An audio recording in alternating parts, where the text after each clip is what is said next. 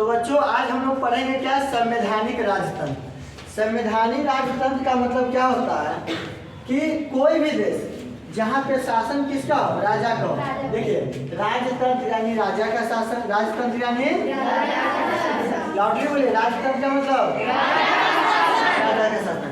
तो जब भी किसी देश में राजा के शासन हो, लेकिन राजा शासन किसके अधीन में रह के करे, संविधान के अधीन में, मतलब उस देश में संविधान भी हो और राजा भी हो, समझिए ना। यानी संविधान में, संविधान किसे कहते हैं, नियमों के संग्रह को संविधान कहते हैं, जिसमें बहुत सारे नियम बनाए गए होते हैं, समझिए ना। तो नियम के अनुसार राजा जब काम करना प्रारंभ करता है तो वो क्या कहलाता है बच्चों, संवैधानिक राजतंत्र। अब इसे हम लोग पॉइंट बाय पॉइंट समझेंगे, ठीक है। तो देखिए पहला पॉइंट क्या है, किसी राज्य के उस शासन प्रणाली, किसी भी राज्य के उस शासन प्रणाली को कहते हैं जिसमें सर्वोच्च शासक राजा तो होता है, राजा तो होता है, लेकिन उसकी शक्तियाँ संविधान या कानून द्वारा सीमित होती है। देखिए संवैधानिक राजतंत्र किसे कहते हैं, जिसमें शासक राजा होता है। शासक कौन होगा, इधर थोड़ा सा समझने का प्रयास कीजिए, सीधा से पहले बढ़िए तो और सुनिए। संवैधानिक राजतंत्र में पूरी शक्तियाँ किसके पास होता है, राजा के पास, शासक होता है, लेकिन वह अपनी शक्तियों का प्रयोग जैसे किसके द्वारा करेगा, संविधान के द्वारा। संविधान में बहुत सारे नियम बनाए हुए रहते हैं, समझिए ना। उन नियमों का पालन कौन करता है, वो राजा करता है। तभी जाकर क्या करता है, तो उस देश में कैसा शासन है, संवैधानिक राजतंत्र। कैसा राजतंत्र है, संवैधानिक राजतंत्र। तो संवैधानिक राजतंत्र आप लोग समझ गए, कोई दिक्कत। शासक राजा होगा, शासन कौन करेगा, राजा करेगा, लेकिन उसकी शक्तियाँ सीमित रहेगी, किसके द्वारा, संविधान के द्वारा, समझिए ना। वह अपना कानून जो भी बनाएगा, नियम जो भी बनाएगा, संविधान के अंदर में, संविधान के नजर में रख कर, ठीक है। चलिए अगला पॉइंट देखिएगा, वह अपनी मनमानी से राज नहीं कर सकता। और संवैधानिक राजतंत्र में एक बात आप लोग गौर कीजिएगा कि राजा जो है अपना मनमानी से राज कर सकता है, नहीं कर सकता, समझिए ना। वह किसके अनुसार राज करेगा, बाबा, संविधान के अनुसार। किसके अनुसार, संविधान के अनुसार। ये बात आप लोग याद रखिएगा।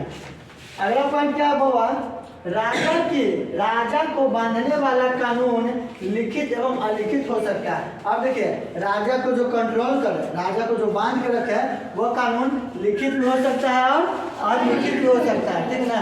लिखित भी हो सकता है और अलिखित भी हो सकता है, ये बात याद रखिएगा, समझिए ना। भारत में कैसे संविधान है, लाडली बोलो, भारत का संविधान कैसा है। अच्छा आप लोग बताइए, कुछ क्वेश्चन पूछ रहे हैं, फ्रांसीसी क्रांति कब शुरू हुई थी, कब, 1789 में। और 1789 के समय, फ्रांसीसी क्रांति के समय फ्रांस का शासक कौन था, किस वंश का था, आप लोग देखिए जो बैकअप क्लास करवाए सबको रिकैप करते रहिएगा, समझिए ना, याद करिएगा तो बढ़िया रहेगा। और इसका भी टेस्ट ले लेंगे, जैसे कल किस चीज़ का टेस्ट था आप लोग का, चैप्टर 1 और 2 ना। चैप्टर 1 का क्या नाम है, भौगोलिक, और चैप्टर 2 का अमेरिकी स्वतंत्रता सेना। चलिए बढ़िया बात, आप लोग को इतना याद है, अच्छा बात है। चलिए आगे ध्यान दीजिएगा, अगला नोट पॉइंट क्या है, संविधान का मसौदा 1791 में तैयार हो गया। अब वह फ्रांसीसी क्रांति हुई, कब हुई थी, 1789 में। तो जब फ्रांसीसी क्रांति हुई उसके बाद संविधान बनना तैयार हो गया। 1791 में संविधान का ढांचा क्या हो गया, वह मसौदा तैयार हो गया, समझ गए ना। और सत्ता का बंटवारा हो गया, सत्ता का बंटवारा हो गया। सत्ता का बंटवारा किसे कहते हैं, सत्ता किसे कहते हैं, थोड़ा सा समझिएगा। देखिए सत्ता का मतलब होता है जब सरकार के कामों में, जब सरकार कोई भी काम करता है तो उसमें आम जनता भी भागीदारी लेता है, आम जनता भी भाग लेता है, समझिए ना। सत्ता के कामों में आम जनता की भाग लेने की प्रक्रिया साझेदारी कहलाता है, सत्ता की साझेदारी, ठीक है ना। तो सत्ता देखिए, सत्ता का बंटवारा 3 कार्य पर हो गया, कार्यपालिका, न्यायपालिका और विधायिका। यानी एक विधेयक पास करने का काम करेगा और दूसरा उस विधेयक पर एक कानून बनाएगा। विधायिका क्या करेगा, विधेयक पास करेगा, कानून बनाएगा, और उस पर काम कौन करेगा, कार्यपालिका करेगा कि ये इस पर काम कैसे किया जाए, इसको लागू कैसे किया जाए, समझ गए ना। और न्याय करने का काम कौन करता हुआ, न्यायपालिका, समझ गए ना। और याद रखिएगा एक चीज है, केंद्र और राज्य, केंद्र सरकार और राज्य सरकार के बीच कड़ी का काम मतलब मजबूती का काम कौन करता है? न्यायपालिका ही करता है। न्यायपालिका अगर जो कोई गलत हो रहा है तो उसको सजा देने का कार्य कौन करता हुआ? न्यायपालिका करता है। तो फ्रांसीसी क्रांति जब हुई उसके बाद वहाँ फ्रांस का मसौदा संविधान बना कब? 1791 में। और 1791 में जैसे ही संविधान बना तो सत्ता को 3 रूपों में विभाजित किया गया। कितने रूपों में? 3 रूपों में, कार्यपालिका, न्यायपालिका और विधायिका। कार्यपालिका, न्यायपालिका और विधायिका। ठीक है, अब देखिएगा इस तरह से फ्रांस एक संवैधानिक राजतंत्र बन गया। इस प्रकार से फ्रांस कैसा राज्य बन गया? वो राजतंत्र, संवैधानिक राजतंत्र। फ्रांस कैसा देश बन गया? संवैधानिक राजतंत्र, जहाँ पे राजा भी शासक हो और संविधान भी हो। और राजा अपने शक्तियों का प्रयोग किसके द्वारा करेगा? वो संविधान के द्वारा करेगा। किसके द्वारा करेगा? संविधान के द्वारा। समझ गए ना? ये बात को आप लोग ध्यान में रखिएगा, भूल मत जाइएगा। ठीक है, अगला पॉइंट क्या है बच्चों? जो लोग कम से कम 3 दिनों तक वेतन समझते हैं ना, जो लोग कम से कम 3 दिनों तक वेतन अदा करते थे, मतलब वेतन देते थे। ठीक है, 3 दिनों तक जो भी लोग वेतन अदा करते थे उन्हें सक्रिय नागरिक की श्रेणी में रखा गया। यानी कि जो वेतन देने का काम करते थे, समझिए ना, रुपया पैसा देते थे, अदा करते थे, उनको कैसा नागरिक कहा गया बच्चा? सक्रिय नागरिक। सक्रिय नागरिक किसे कहते हैं? जो लोग 3 दिनों तक वेतन देते थे। समझ गए ना?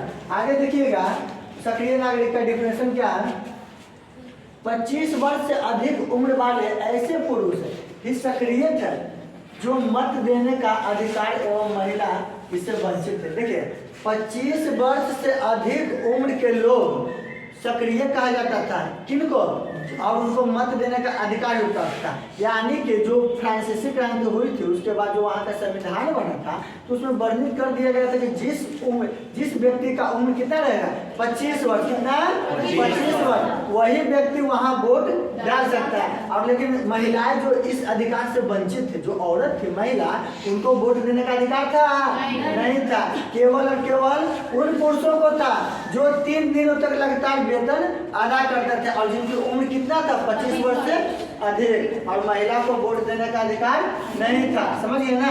कहाँ पे? फ्रांस में। कहाँ पे बच्चा? फ्रांस में। नोट में ध्यान दीजिएगा, सक्रिय नागरिक किसे कहते हैं? वह नागरिक जो साक्षर है, वह नागरिक जो साक्षर है। साक्षर यानी कि पढ़ा लिखा हो, ठीक है ना? जो वह नागरिक जो साक्षर है, सिग्नेचर वगैरह करता है, पढ़ लिख के समझ जाता है, ठीक है ना? एवं कानून के बारे में ज्ञान रखता है। वह व्यक्ति जो साक्षर हो, मतलब पढ़े लिखे व्यक्ति वो कानून के बारे में ज्ञान रखेगा।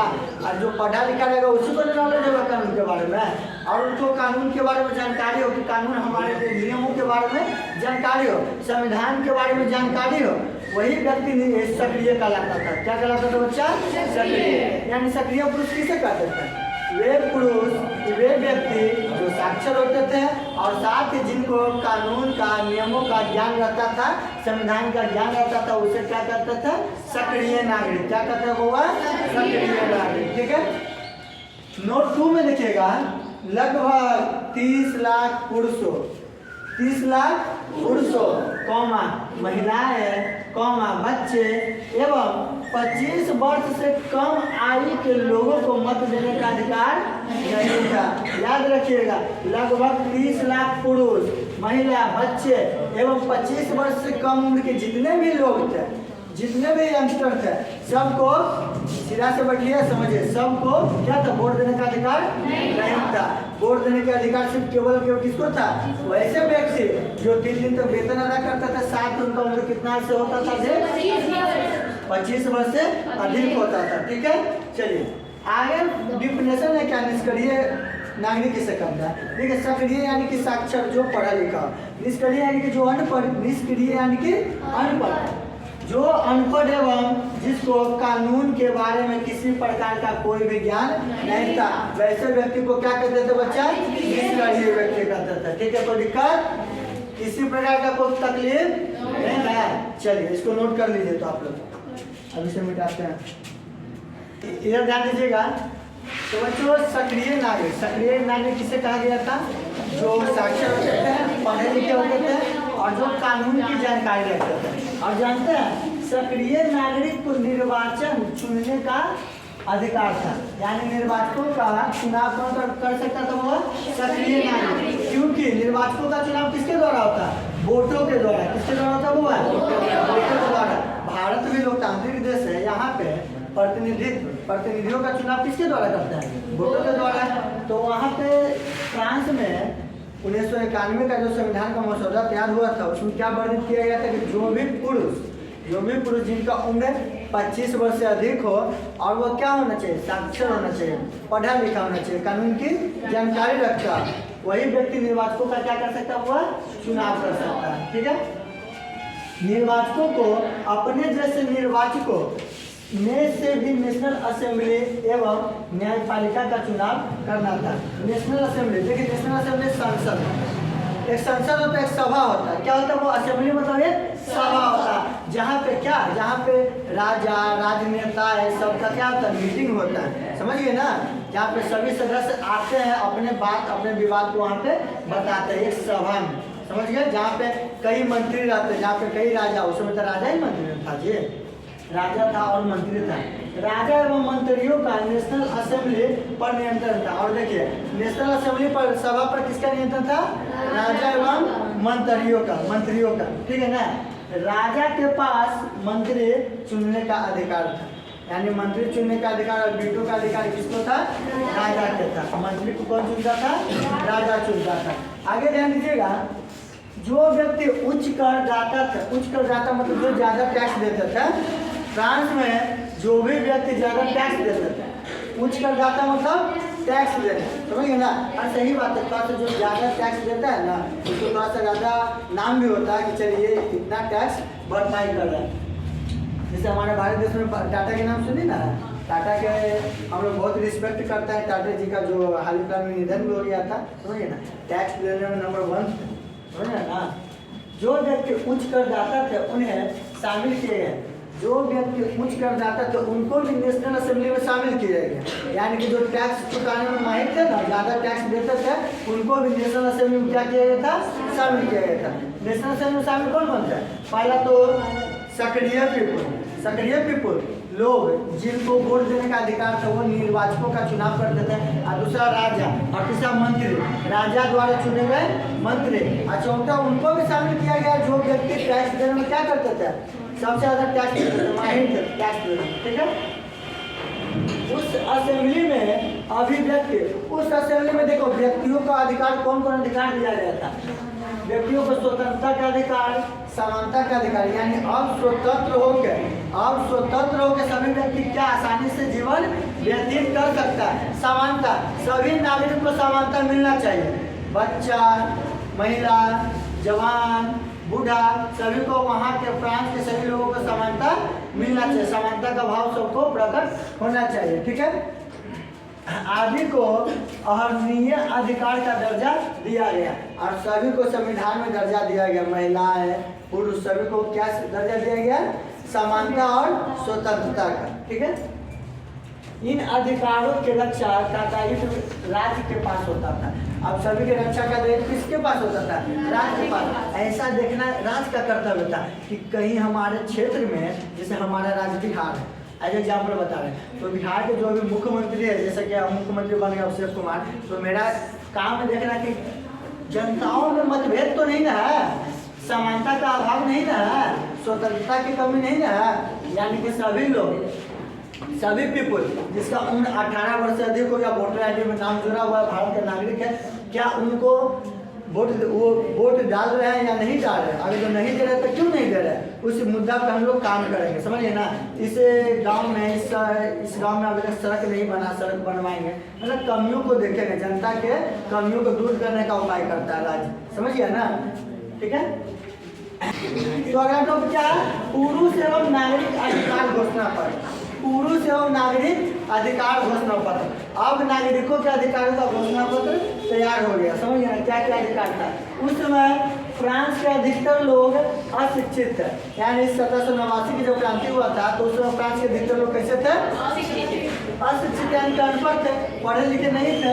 इन अधिकारों को समझाने के लिए प्रतीकों का सहारा लिया गया। अब देखिए, जो व्यक्ति, बहुआ हमारा संविधान बन गया और संविधान में मेंशन क्या हो गया? स्वतंत्रता और समानता। संविधान में क्या मेंशन हो गया? स्वतंत्रता और समानता। तो अब आप लोग सोचिए कि जिस देश के संविधान में स्वतंत्रता और समानता का भाव प्रतीत हो गया, वहाँ पे क्या हो गया? अधिकार, अनपढ़ व्यक्ति अधिकार समझ सकता है? अरे पढ़ा लिखा तो पढ़ के समझ जाएगा कि हमारा यह अधिकार है, हमारा समान सबकी तरह रहने का अधिकार है, बैठने का अधिकार है, समझिए ना, और घूमने का अधिकार है, खेलने का अधिकार है। लेकिन जो अशिक्षित व्यक्ति है वो पढ़ के समझ सकता है? नहीं। तो उसको समझाने के लिए किसका सहारा लिया गया? प्रतीक और चिन्हों को, तस्वीरों को, बड़े बड़े तस्वीर के माध्यम से उसको दिखाया गया कि देखिए हम लोग क्या हो गए, स्वतंत्र हो गए। अब यहाँ पे किसका संविधान बना? किसका संविधान? नागरिकों का संविधान, नागरिकों के हित में संविधान। अब संवैधानिक राजतंत्र में राजा काम तो करेगा, लेकिन नियम के अंडर में रह के काम करेगा। ये राजा किसके अंडर में रह के काम करेगा? नियम एवं कानून के अंडर में रह के काम करेगा। ठीक है, अब देखिए अगला टॉपिक क्या है? राजतंत्र का उन्मूलन। राजतंत्र का उन्मूलन एवं गणतंत्र की स्थापना। अब राजतंत्र का उन्मूलन होगा और गणतंत्र यानी कि गणतंत्र मतलब संविधान वहाँ पर बनेगा। कहाँ पे? फ्रांस में। क्रांति फलस्वरूप राजा को गद्दी से हटा दिया गया। अब क्रांति हुआ। कब क्रांति हुआ था? इधर थोड़ा सा ध्यान दीजिए, रखिए। क्रांति कब हुआ था बताइए? 1789 में। 1789 में जब फ्रांसीसी क्रांति हुई तो राजा को क्या किया गया? गद्दी से हटा दिया गया। राजा को गद्दी से हटा दिया गया। एक गणतंत्र की स्थापना एवं खूनी संघर्षों का दौर चालू हुआ। खूनी संघर्ष हुआ ना जी, राजा से गद्दी से हट गया? नहीं, जनता आक्रमण किया, जनता लड़ाई किया। जो मध्यम वर्ग के थे, जो गरीब किसान मजदूर थे, सब लड़ाई किया। तो मारा पीटी में खून होता है ना जी, खूनी संघर्ष करने का मतलब कि लड़ाई किया, लड़ा, कितना मौत हुआ, तब जाके राजा को गद्दी के आगे नहीं पड़े, गद्दी से हटना पड़ा। ठीक है, फ्रांस में जो कुछ हो रहा था उससे आसपास के राजा डर रहे थे। अब देखिए जो भी गतिविधियां फ्रांस में हो रहा था, कहने का मतलब कि 18वीं शताब्दी से पहले यूरोप में क्या होता था? कोई देश नहीं था। सब देश जैसे कि फ्रांस है तो कई टुकड़ों में बटा हुआ था। जर्मनी है तो 40 प्रांतों, छोटे छोटे राज्यों में बटा हुआ था। तो हर एक, जैसे कि हम 10 आदमी के बना लिए, एक क्षेत्र में खड़ा होगा कि इस क्षेत्र का राजा हम है। तो अब फ्रांस में जो जनता संघर्ष कर रहा था उससे अदर वाले, जैसे बोला महियाबाग गाँव, समझे ना, तो वहाँ का जो मुखिया है, जो भी राजा है, पूरा गांव को नियंत्रण कर रहा है। माना कि महियाबाग के राजा होते इतने में प्रतापी निरंकुश बन गया ना कि लोग मेरे खिलाफ संघर्ष करना चालू कर दिया। तो जो भी अगल बगल, जैसे पूना भी हो गया, हनुमान चौक हो गया, तो वहाँ के भी राजा, तो उसको डर होगा ना कि भाई हम भी जनता के खिलाफ कुछ ऐसा काम करें तो जनता हमको गद्दी से हटा देगा। ठीक है, तो फ्रांस के अगल बगल में पड़ोसी जितने भी देश हैं, सभी देश के राजा में क्या डर का भाव पैदा शुरू हो गया था। ठीक है ना, फ्रांस में जो कुछ हो रहा था उससे आसपास के सभी राजा डरने लगे थे। लुई 16वां, अब लुई 16वां क्या किया? जनता बहुत ही संघर्ष, खूनी संघर्ष शुरू हो गया। तब लुई 16वां क्या किया कि पड़ोसी राजाओं से साठगांठ कर रहा था ताकि लोगों के आंदोलन को दबा सके। अब पड़ोसी राजा से मिलने लगा कि भाई मेरा मदद करो, लोग मेरे खिलाफ खड़े हो गए, आज मेरा मदद तुम नहीं करोगे तो कल यही स्थिति तुम पर भी बनी रहेगी, आ जाएगी, समझिए ना। फिर कल के क्लास में बताएंगे तो लोगों ने मदद किया कि नहीं मदद किया। 2 दिन और चलेगा फ्रांसीसी क्रांति। ठीक है।